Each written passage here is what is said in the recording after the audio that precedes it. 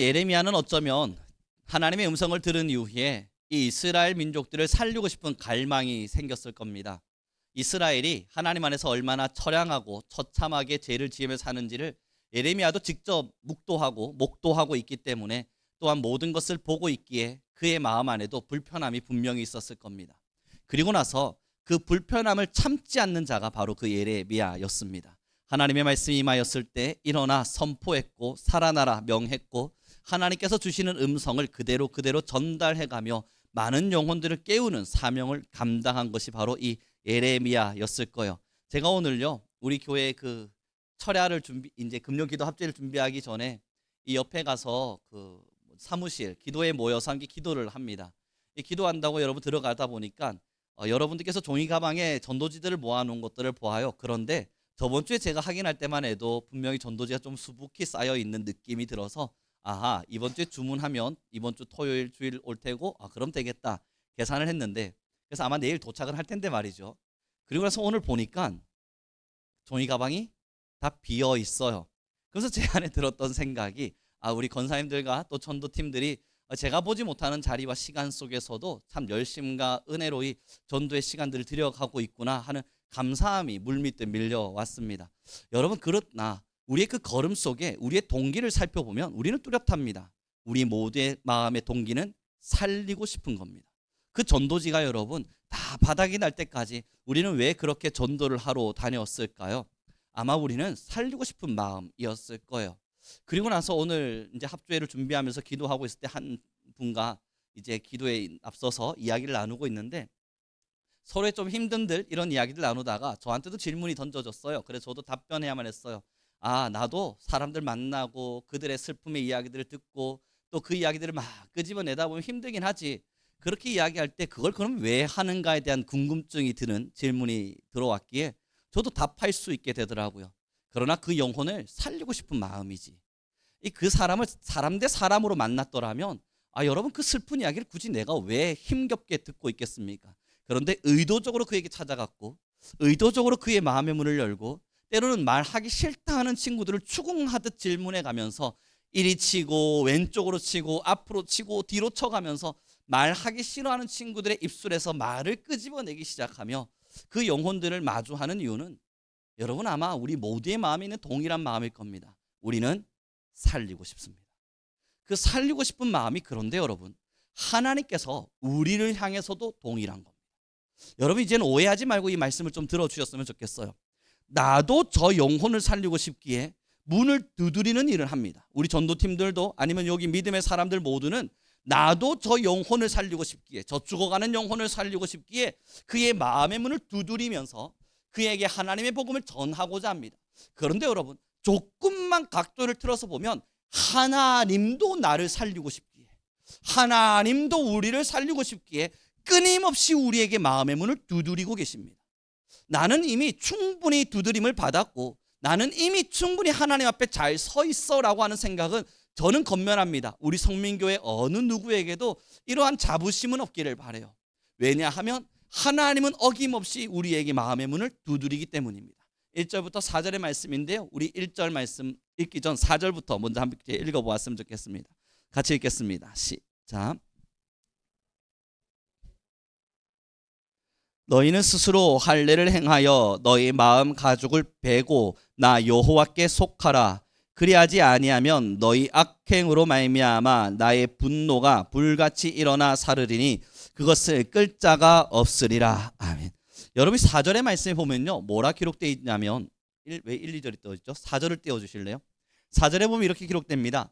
유다인과 예루살렘 주민들아 너희는 스스로 할례를 행하라. 근데 여기 모두가 할례를 행했죠.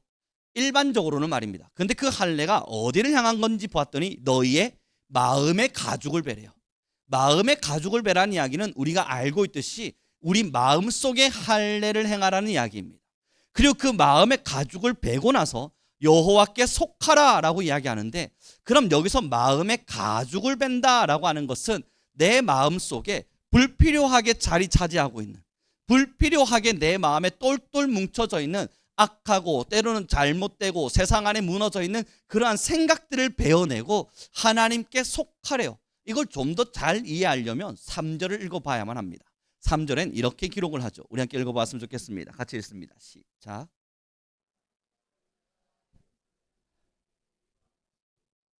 너의 묵은 땅을 갈고 가시덩굴에 파종하지 말라. 여러분, 여기 바로 이 묵은 땅이라고 하는 게 우리의 마음 밭입니다.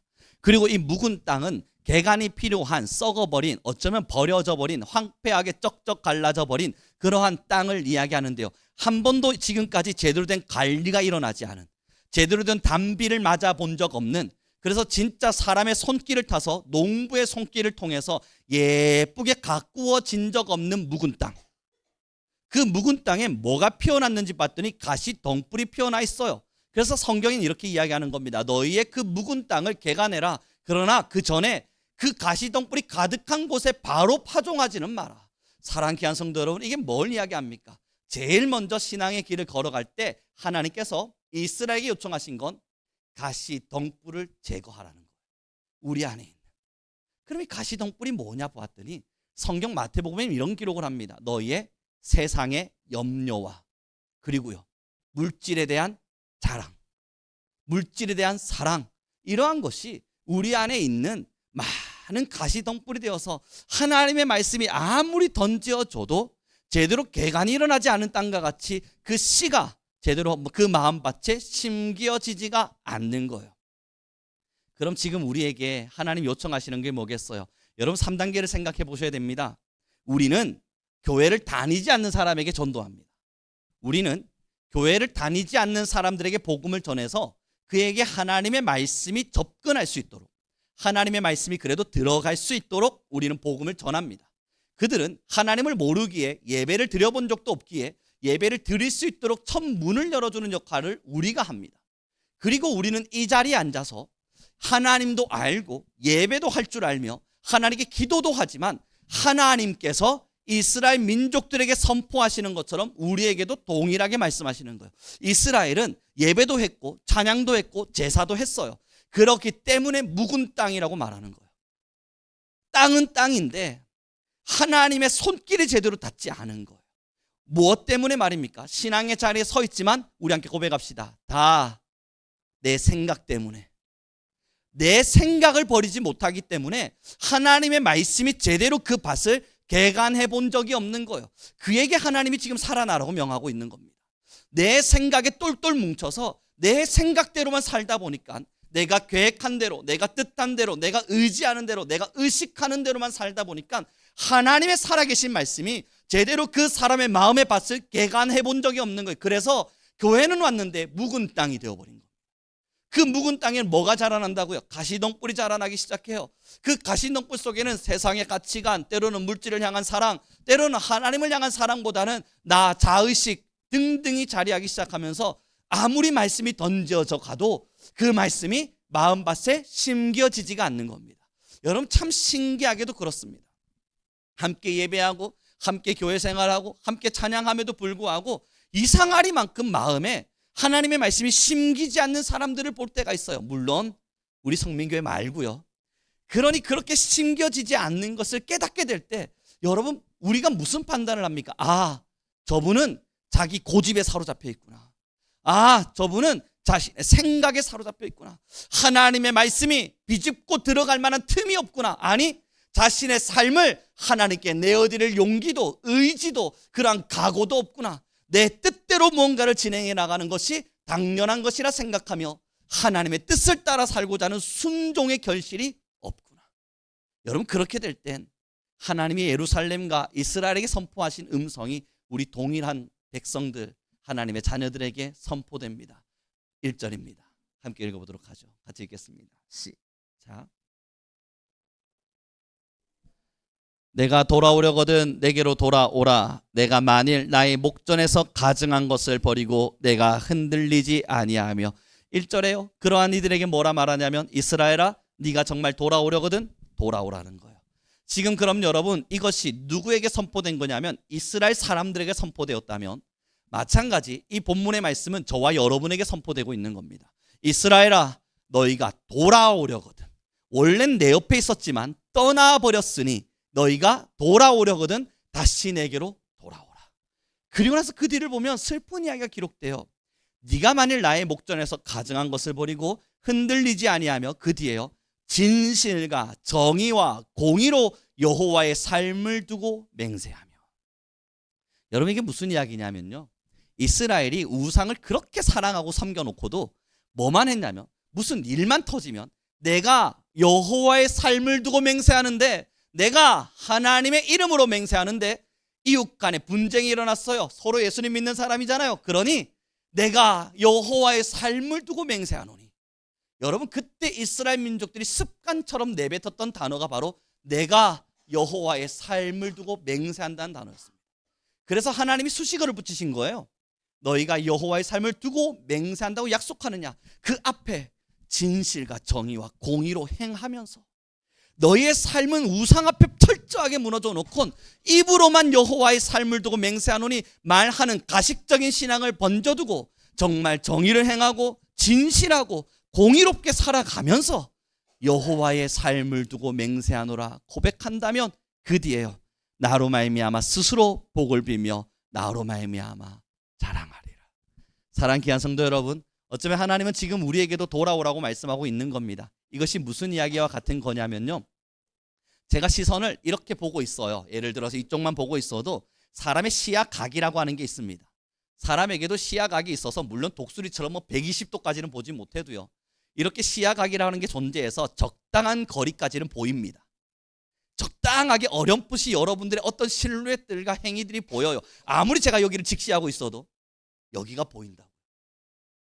여러분, 지금 하나님께서 우리에게 돌아오라는 이야기는 하나님을 볼 수 있느냐 없느냐를 질문하고 있는 게요, 아니고 어디를 중심으로 보고 있냐는 거예요. 어디가 너의 시선의 당연한 초점이고 너희가 지금 어디에 초점을 맞추고 있는지를 말하라는 거예요. 우리도 여기 보고 있어도 적당히 어느 정도 보이잖아요. 신앙인들도 마찬가지. 세상을 아무리 진하게 쳐다보고 있어도 매주 예배드리고 기도하라 잔소리 듣고 때로는 하나님을 찬양도 하는데, 여러분, 우리의 영적 상태가 하나님을 아주 멸시하고 무시하겠어요? 절대 그렇지 않다고요. 그러니 적당히 보여지는 하나님 때문에 나는 하나님을 보고 있다고 생각할 수 있어요. 그래서 하나님은 그들에게 말하는 거예요. 돌아오라. 너희의 시선의 초점이, 너희가 보고 있는 이 초점의 시작이, 아니 집중되고 있는 그 관점이 나를 향하고 있을 때, 하나님은 그러한 하나님을 향하고 있는 그러한 성도를 찾고 있는 거예요. 그러니 여러분, 우리의 시선은 함께 고백합시다. 반드시 하늘을 향해야 된다. 하나님을 쳐다보는 거예요. 그러다 보면 우리도 시야각이 조금 있다 보니 여러분, 세상의 가치관에 흔들릴 때도 있고 하나님의 말씀이 아닌 세상의 어떤 무게 속에 짓눌려질 때도 있지만, 그럼에도 시선은 하나님을 쳐다보기에 흔들리지 않는 걸음을 걸어가요. 그러나 우리 성민교회는 아니지만 어느 한 성도들은 세상을 가득 쳐다보고는 하나님의 말씀 때문에 흔들릴 때가 있어요. 아, 나 정말 하나님 말씀대로 살아야 되는 거야? 여러분, 이런 말이 왜 나오는지 아십니까? 세상만 쳐다보고 있기 때문이에요. 그러다가 시야각이 조금 넓어져서 다행스럽게도 하나님의 음성이 들리자, 순종해야 돼? 정말 내가 순종해야 되는 거야? 아니, 나 지금 하나님 앞에서 이런 삶을 살아가야 되는 거야? 라며 하나님의 말씀으로 흔들리는 겁니다. 내가 살고 있는 세상의 가치관을 버리기 싫어서 하나님의 말씀이 나를 흔든다고 말하게 되고, 내가 살고 있는 나의 집중과 나의 사고와 나의 인식과 나의 가지고 있는 가치관을 버리기가 너무너무 괴로워서 하나님의 말씀이 나를 뒤흔든다, 그래서 나는 괴롭다라는 말을 쓰게 돼요. 여러분, 어디를 보고 계십니까? 예레미야 시대에 이스라엘 민족들이 그러했습니다. 세상을 너무 진하게 쳐다보고 우상을 너무 깊숙이 사랑하다 보니까 하나님의 말씀 때문에 괴로워했습니다. 하나님의 말씀 때문에 자신의 신앙이 흔들리기도 하고 아파하기도 했습니다. 그러나 그들의 집중은, 그들의 포커스는 언제나 세상이었습니다. 우상이었다고요. 하나님 지금 돌아오라고 말씀하시는 건요, 하나님의 음성을 들을 수 있느냐 없느냐를 묻고 있는 거 아닙니다. 예배를 잘하느냐 못하느냐를 묻고 있는 것도 아니에요.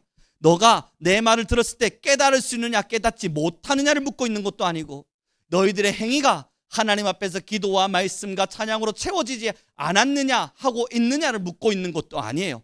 지금 하나님께서 돌아오라고 말씀하시는 건 이 영적인 시선이 세상의 포커스를 맞추고 있다면 하나님께 집중하는 신앙, 하나님을 집중할 줄 아는 신앙, 하나님을 향해 집중할 줄 아는 신앙으로 돌아오라는 이야기예요. 여러분, 제가 이번에요 한 친구를 만났습니다. 한 학생을 만났죠. 친구라고 말하면 오해하실 수 있는데 한 학생을 만났습니다. 근데 이 친구가 꽤나 공부를 열심히 해서 꽤나 높은 직급의 공무원의 자리에 올라 있었던 친구였습니다. 그런데 열심히 공부를 했고 열심히 노력해서 꽤나 괜찮은 직종군의 공무원이 되어서 나름대로 부모의 자랑이 되어 삶을 살다 보니 인생이 허망한 겁니다. 조금 나이가 있는 상태로 저희 학교에 와 있길래 저는 물을 수밖에 없었습니다. 너희는 나이가 조금 있는데 늦게나마 신학을 했구나. 그랬더니 이 친구가 제가 좀 늦었습니다. 저는 그래서 궁금하잖아요. 왜 늦었니? 물었을 때 나름대로 사회에서 꽤나 높은 직장을 가지고 있었어요. 꽤 괜찮은 연봉을 받고 꽤 괜찮은 사람으로서의 나름대로 어깨에 힘을 주며 살 수 있는 위치에는 서 있었을지 모르겠어요. 자신의 직장을 자랑할 수 있을 만한 사람. 그런데 열심히 일하다 보니까 뭔가 한 가지 계속 마음이 허전하더라고요. 이게 뭐지? 나는 지금 돈을 벌고 있고 나는 지금 나름대로의 명예를 가지고 있고 내가 원했던 목표도 이뤘고 어린 시절부터 나의 꿈이라 말했던 것을 향해서 열심히 공부해서 나는 나름대로 나의 목표를 성취했는데 왜 이리도 나는 허무하지? 그래서 그 허무함을 이기지 못해서 막 기도를 하다가, 여러분 함부로 목사님 찾아가면 안 됩니다. 목사님은 찾아갔대요. 목사님, 나 요즘 왜 이렇게 허무한지 모르겠습니다. 너무너무 힘이 듭니다. 인생에 맛이 없습니다. 인생이 재미가 없습니다. 그냥 하라니 하고는 있는데 열심히 살라니 살고도 있는데 그런데 난 지금 꿈을 이뤘는데도 왜 이렇게까지 내 마음이 허무한지 모르겠습니다. 그랬더니 목사님이 신학을 해보려. 그래가지고 여러분 코 깨워가지고 저희 학교에 와 있는 거예요. 제가 그 이야기를 나누면서 그랬어. 너도 그러나 그 결단을 하기가 쉽지 않았을 텐데. 그리고 물었습니다. 그래, 어때 지금은? 신학을 하고 있는 이 시간은? 너가 하나님의 말씀을 배우고 있는 이 시간은 어때? 그랬더니 그 친구 하는 이야기가 너무 행복해서, 사무치듯 행복해서 이렇게 행복해도 되나 싶을 만한 마음이 찾아와서 하나님이 나를 얼마나 사랑하시는지 이런 행복을 주시는구나 라고 마음이 찾아오더래요. 그래 제가 말한 게 그겁니다. 전 생각보다 그런 은혜로운 말 들으면 초치는 걸 좋아하거든요. 해야 여기서조차도 그 사랑을 못 느낀다 그러면 너는 아마 정말 썩은 땅이었을지 몰라. 그러나 이 신학의 현장은 매일매일의 기도와 매일매일의 나눔과 뜨거운 사람들이 함께 모여서 성경과 지식과 지혜를 나누고 하나님의 뜻하심과 하나님의 교훈을 나누고 하나님이 내게 무엇을 하시는지 매일매일 나누는 삶 속이니 당연히 너의 삶이 행복하겠지. 그러나 너가 그 당시 허무했던 이유는 그 세상에 빠져 지금과 같이 하나님의 말씀을 사랑하지 못한 채 세상 앞에 세상에 집중하며 살았기 때문일 거야. 만약 너가 말이야 지금 신학교에서 배우고 있는 이러한 뜨거움처럼 세상을 살아내었더라면 그 자리도 너의 가장 아름다운 하나님의 역사의 자리였을 거야. 사랑하는 성도 여러분, 결국 차이입니다. 결국 하나의 차이는 어디에 있는지가 아닙니다. 무엇을 하며 살고 있는지도 아니에요. 얼마나 바쁜지도 아니고 얼마나 어렵게 사는지도 아니고 얼마나 부유한지도 아니고 결국의 신앙의 차이는 얼마나 가난하냐, 돈이 있냐, 없냐, 명예를 가졌냐, 안 가졌냐, 아니면 건강하냐, 건강하지 않냐, 자녀는 잘 사냐, 못 사냐, 이러한 것으로 신앙의 기준의 차이가 만들어지지 않아요. 신앙의 차이는 단 하나. 그래서 여러분 누굴 보고 계십니까? 지금 우리의 신앙이 무엇을 보고 있습니까? 여러분의 가치관과 여러분의 관점은 대부분의 신앙의 관점이 어디를 향해 있습니까? 정말 나의 여호와 우리의 주 하나님을 향하여 나의 모든 시선을 맞출 때 여러분 세상 안에서 줄 수 없는 하나님의 평안과 기쁨과 즐거움이 우리의 영혼의 것이 되어져 갈 거예요. 우리의 묵은 땅은 하나하나 개간되어져 가며 하나님이 여전히 나를 지배하시는구나, 나를 통치하시는구나, 나를 사랑하시는구나 깨닫게 될 겁니다. 그러나 장담합니다. 하나님께 나의 시선을 맞추지 못한 채 세상에 나의 시선을 맞추면요, 그렇게 살면 신앙 때문에 가끔 흔들리면서 나는 여전히 하나님의 말씀을 들을 수는 있구나 그렇게 스스로 착각하고 세상에 여전히 초점을 맞추면요, 그래도 나는 기도는 하는구나 하며 위로받을 겁니다. 대신 내 자녀가 누구보다 못할 때 승질이 날 겁니다. 때론 누군가 나보다 잘나 보이지 않는 사람이 나보다 잘난 척을 할 때 그렇게 시샘나고 질투가 날 줄 모르겠습니다. 그를 향하여 축복을 빌어주고 그를 향하여 은혜를 빌어주기보다는 원망과 세상을 향한 질타와 그를 향한 질투와 시기만 가득해서 내 마음밭이 여전히 가시덩불로 가득한 묵은 땅이라는 것을 나날이 증명하며 살아갈 수밖에 없을 거예요. 사랑하는 귀한 성도 여러분, 진짜 신앙이라 하는 것은요, 나의 삶으로 증명되는 겁니다. 결국 신앙은 나의 마음가짐, 내 마음속에 피어나는 꽃으로 증명해내는 거예요. 지금 우리 안에 여전히 가시덩불이 자라난다면 화남과 분노와 우울감과 슬픔이, 때로는 원망과 시기가 자라난다면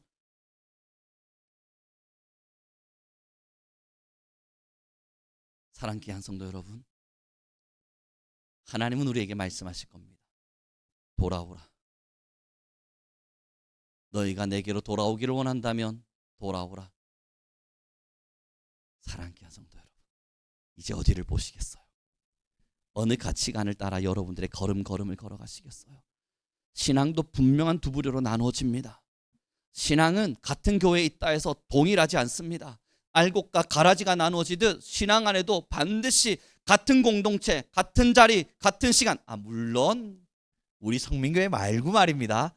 다른 어떠한 신앙의 자리에서는 반드시 그 두 개가 나눠질 수밖에 없어요. 진짜 하나님을 사랑해서 하나님께만 향하고, 그러나 때로는 들려오는 세상 이야기 때문에 하나님, 또 세상이 나를 뒤흔듭니다. 하나님, 또 세상이 나를 흔들려 합니다. 넘어지지 않게 하소서, 무너지지 않게 하소서, 나 반드시 주님만을 쳐다보며 나아가겠습니다 라며 알곡의 신앙을 걷는 사람, 이러한 신앙 있는 반면에 반대로 돌이켜보면 세상을 쳐다보고 세상을 사랑하고 나 자신을 사랑하며 그 길을 걷다가 하나님의 음성이 간혹 들려지면 하나님의 말씀에 흔들려가며, 하나님, 오늘도 왜 나를 이렇게 흔드시는 겁니까? 하나님, 오늘도 왜 이렇게 나를 괴롭게 하는 겁니까? 그렇게 말해가며 내 신앙의 수준을 나날하게 증명해내는 그러한 미흡한 가라지와 같은 신앙, 이 두 부류는 반드시 나눠집니다. 어디에 서기를 원하세요? 여러분, 예레미야서를 읽으면서 어디에 서기를 원하세요? 이렇게 선택되어져 가는 가정 속에도 우리 성민교회는 없겠지만 나는 그러나 여전히 잠시 동안이나마 가라지가 되기를 원하노라 라고 선포할 수 있는 용기가 있으시다면, 사랑하는 귀한 성도 여러분, 세상이 주는 그 참혹한 갈증이 그리 사랑스럽습니까? 세상이 주는 그 허망할 수밖에 없는 공허가 우리를 그리 넉넉히 만들었습니까? 직시해보자고요. 영의 눈을 뜨고 정확하게 직시해보자고요. 그것이 얼마나 나를 위로했던지, 그것이 얼마나 나의 갈증을 해소해 주었던지 명확하게 보자고요. 그리고 나선 하나님의 사랑보다 나았던 것 같은데 라는 판단이 든다면 정말 하나님의 사랑을 만난 적이 있는 건 맞는지 한 번쯤 나의 신앙을 돌이켜보자고요. 하나님의 사랑이 우리 안에 머물 때 여러분, 우리는 영의 눈을 들어 하나님을 보게 됩니다. 그리고 때로는 흔들리는 세상의 유혹 속에서 우리는 어디로 갈지 알지 못하지만 하나님을 찬양할 수 있는 위대한 힘을 얻게 됩니다. 우리 함께 이렇게 고백했으면 좋겠습니다. 나는 이제 주님만을 보리라. 정말로요? 이 고백이 우리 성도님들의 진심이십니까? 이 진심이 여러분들의 마음에 진실함이고 사실이며 현실이라면 여러분 좀 흔들리실 수 있습니다. 지금 저희가 설교하고 있는 이 내용은 질투라는 게 1도 없다 이런 이야기를 하고 있는 게 아닙니다. 시기라고 하는 것이 전혀 자리할 수 없다 이런 걸 말하는 것도 아닙니다. 원망과 불평이 내 마음속에 완벽히 사라진다 이런 완전함을 말하는 것도 아닙니다. 그러나 정말 우리가 하나님께만 시선을 맞추고 살기를 결단했을 때 여러분, 달라지는 것 하나는 내 마음에 그 죄가 자리를 틀지 못하도록, 내 마음속에 그 죄가 둥지를 트지 못하도록 그 둥지를 휘잡아 놓을 수는 있다는 거예요. 그 사탄 마귀가 내게 와서 둥지를 틀려 그럴 때 쫓아낼 줄을 안다는 거예요. 그럼에도 불구하고 찾아와서 내 안의 것들을 하나하나 갉아먹을 때 조금 아플 수 있지만 그럼에도 그 갉혀먹힌 썩은 부위는 도려낼 줄 아는 용기도 가지고 있다는 거예요. 이것이 하나님의 말씀대로 사는 하나님의 백성들입니다. 그리고 저는 그 학생에게 말할 수 있었습니다. 지금의 너의 그 행복을, 너의 그 즐거움을 너는 이 4년의 시간 동안 끊임없이 더 배우고 더 익혀서 반드시 나아가라, 세상으로. 그리고 나아가서 너와 같은 허망하게 살아내고자 하는 자에게 신학을 가라 라고 가르치는 자가 되지 말고 너는 가서 그곳에도 하나님을 만날 수 있음을, 너의 일터에도 하나님을 만나야만 함을, 그 위치와 방향과 자리가 내가 하나님 앞에 서는 자리가 아님을 가르칠 수 있는 자가 되기를 바란다 라는 이야기를 했습니다. 사랑하는 성도 여러분, 어쩌면 지금의 저보다 여러분은 더 치열한 싸움을 하고 있으실 겁니다.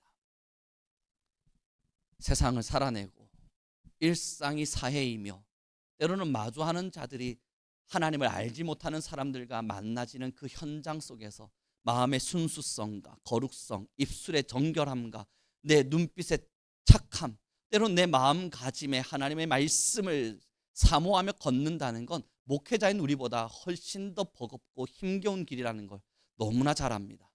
그러기에 저는 여러분들이 천국 가서 저보다 더 귀한 상급 많이 받으셨으면 좋겠습니다.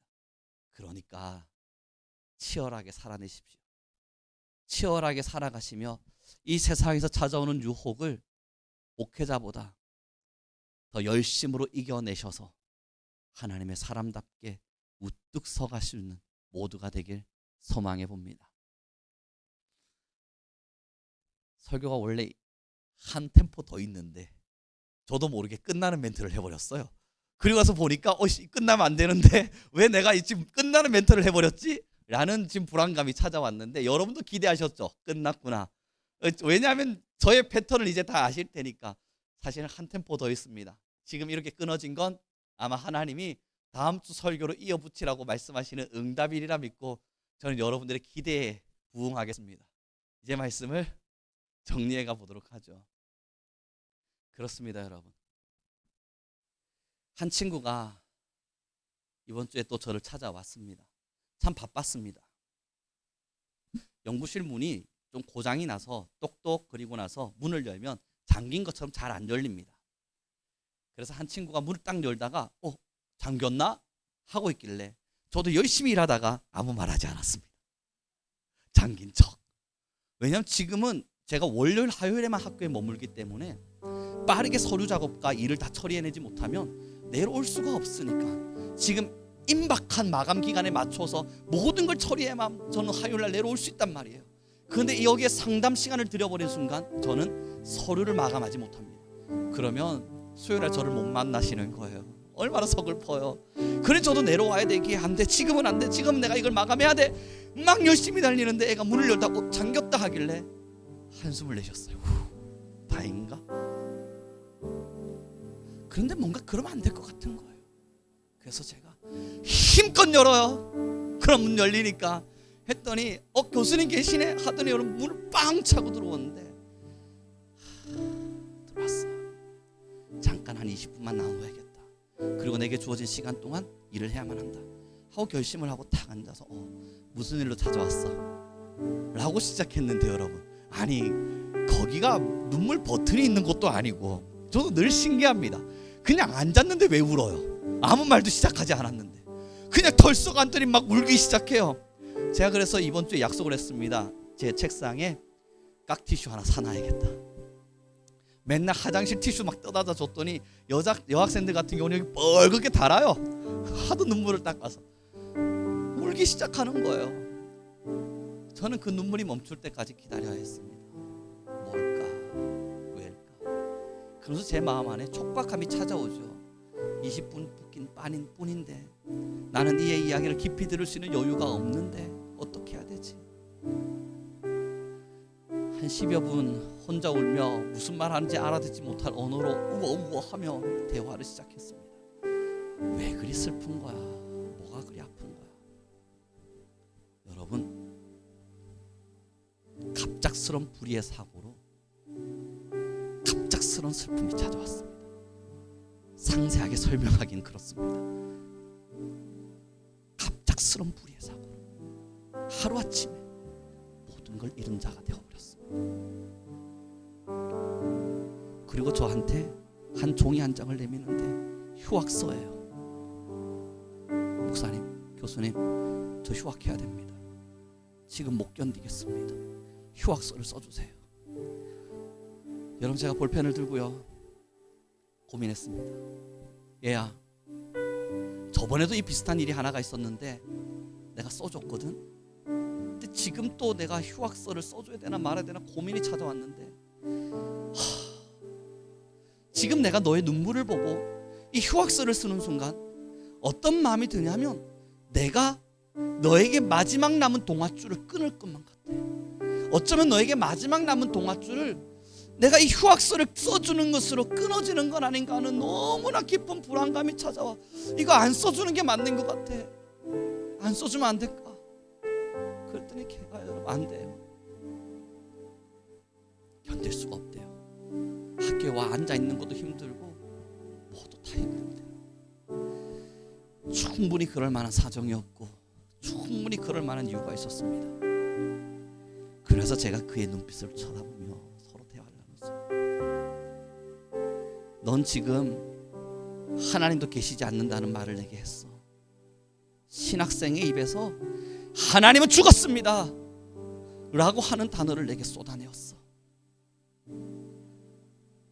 그런데 그런 너에게 아니야, 하나님은 살아계셔 임마 라고 말하며 내가 너를 붙잡을 만한 힘조차 없다면 나는 이 자리에 앉아있을 이유가 없을 것 같아.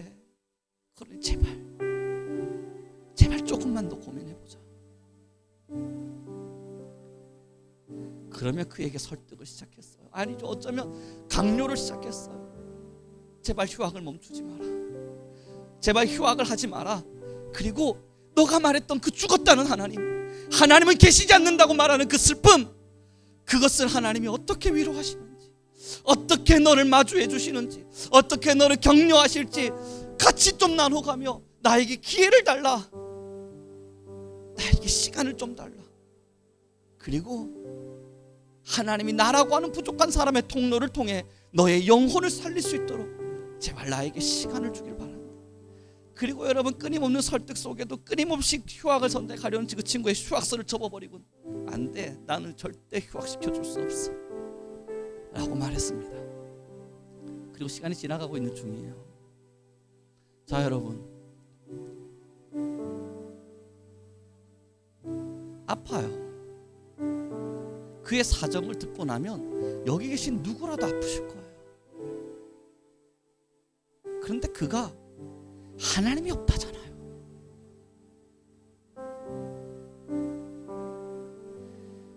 그리고 손을 잡고요 참을 기도하는데 울기 시작합니다. 그리고 그럼에도 그 아이는 신학생이었습니다. 하나님 살려주세요. 하나님 도와주세요. 하나님 제발 좀 도와주세요. 울기 시작하고 기도하기 시작합니다. 하나님 제발 힘을 좀 주세요. 하나님 제발 살아계시면 응답 좀 해주세요. 하나님, 이렇게는 내가 더는 살아갈 용기와 힘도 없습니다. 제발 울어요. 기도해요. 자취방으로 돌아갔다 그러는데 너무 불안했습니다. 밤늦은 시간 저는 문자를 해야만 했습니다. 살아있니? 살아있는 거지? 살아있는 거 맞지? 그리고 여러분, 이제 3일의 시간이 지났잖아요. 어젯밤 그 친구한테 카톡이 왔어요. 일어나고 있다고, 살아나고 있다고. 어둠 속에서 죽은 듯이 있었던 내 모습 속에 아니야, 일어나야겠다. 아니야, 걸어가 봐야겠다. 아니야, 하나님이 내 옆에 계신다. 하나님이 이상한 위로를 그에게 주시면서 살아나고 있다고 말해요. 그래서 여러분, 얼마나 감사했던지.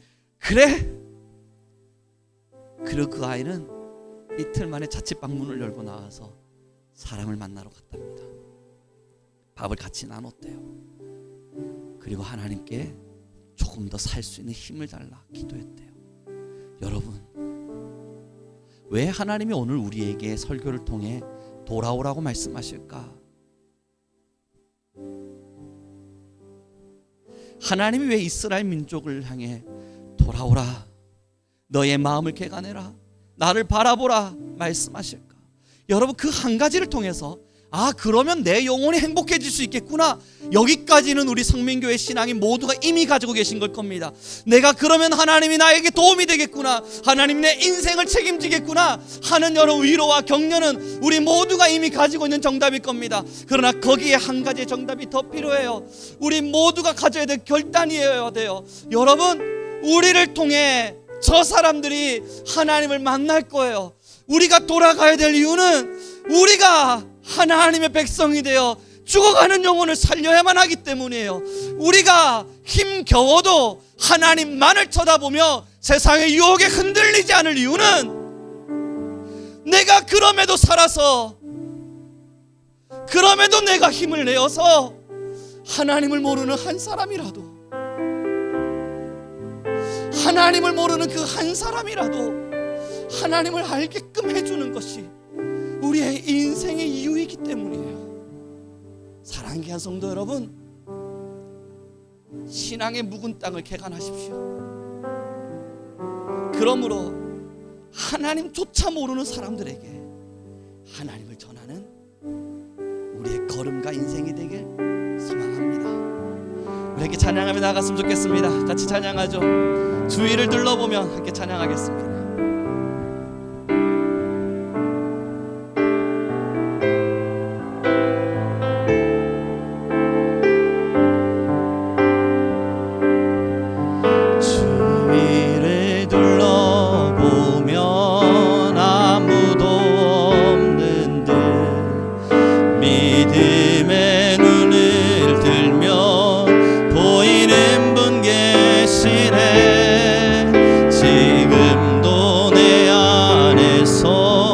역사하고 계시는 사망과 어둠의 권세 물리치신 예수님, 우리 한 번 더요. 주위를 둘러보면, 주위를 둘러보면 아무도 없는 듯 믿음의 눈을 들면 보이는 분 계시네. 지금도 내 안에서 역사하고 계시는 사망과 어둠의 권세 물리치신 예수님, 주를 찬양, 손을 들고 찬양. 전쟁은 나에게 속한 것 아니니, 주를 찬양, 손을 들고 찬양. 전쟁은 하나님께 속한 것이, 주를 찬양, 주를 찬양, 손을 들고 전쟁은 나에게 속한 것 아니니, 주를 찬양, 손을 들고 찬양. 전쟁은 하나님께 속한 것이. 이 시간 우리 간절한 마음으로 기도합시다. 하나님, 모든 영적 전쟁은 하나님께 속하였습니다. 그러나 내가 하나님 앞에 올바로 섬으로써 내가 주의 통로가 되게 하여 주옵소서. 나를 통하여 영적으로 침체하고 영적으로 죽어가는 많은 영혼이 살아나는 놀라운 역사가 일어나도록 주여 우리를 인도하여 주옵소서. 우리 주여 한번 부르시고 간절히 기도하며 나아갑니다. 주여.